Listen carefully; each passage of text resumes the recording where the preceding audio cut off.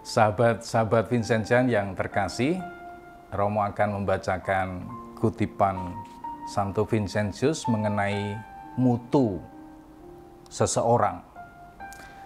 Mutu seseorang itu tidak dapat dinilai pada saat pertobatan atau beberapa waktu sesudahnya, melainkan pada waktu dia mengalami godaan atau penderitaan. Wah, ini sungguh luar biasa. Jadi bukan saat dia bertobat. Mungkin kalau pada saat bertobat dia gembira, sukacita hanya sebentar saja. Setelah itu mengalami kegersangan atau kekeringan dalam pelayanan. Maka Vincentius mengatakan justru waktu kamu digoda, waktu kamu menderita, waktu kita menerima kesulitan, tantangan, atau mungkin masa pandemi ini, sehingga mutu kehidupan kita itu berkualitas. Ingat, emas itu diuji harus dengan api. Kalau kita mau mendapatkan jus jeruk itu harus ditekan, sehingga kita memperoleh jus jeruk yang sangat berkualitas atau berharga untuk kesehatan kita.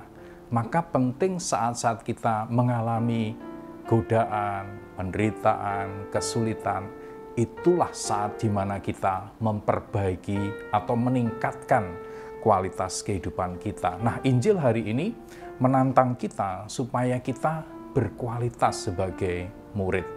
Yesus mengatakan, kasihilah musuhmu, berbuatlah baik kepada orang yang membenci kamu.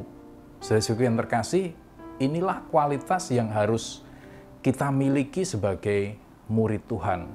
Maka sahabat-sahabat Vincentian yang terkasih, jangan lupa bahwa ketika kita mengalami kesulitan, penderitaan, godaan, itulah saat terbaik kita memunculkan kualitas. Kualitas apa? Kesabaran, kemurahan hati, ya, kebaikan. Maka Tuhan Yesus mengajarkan, berbuatlah baik, berdoalah, berkatilah orang-orang yang mungkin mengecewakan kita. Itu jalan pertama yang harus kita lakukan. Jadi ingat, ketika kita ditekan, munculkan nilai kualitas sebagai murid Tuhan.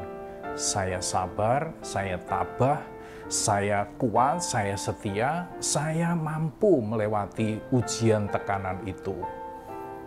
Yang kedua yang juga harus kita perhatikan, bahwa dalam tekanan godaan itu justru kita harus memberi lebih, jangan mengurangi, mengendorkan doa-doa kita, lalu emosi, marah, dan sebagainya. Justru disitulah kita perlu memberi lebih dari yang diminta.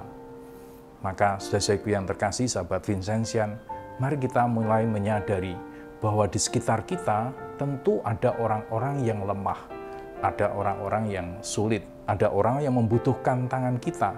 Itulah tempaan latihan terbaik, ladang paling subur kalau kita ingin memunculkan kualitas kehidupan kita.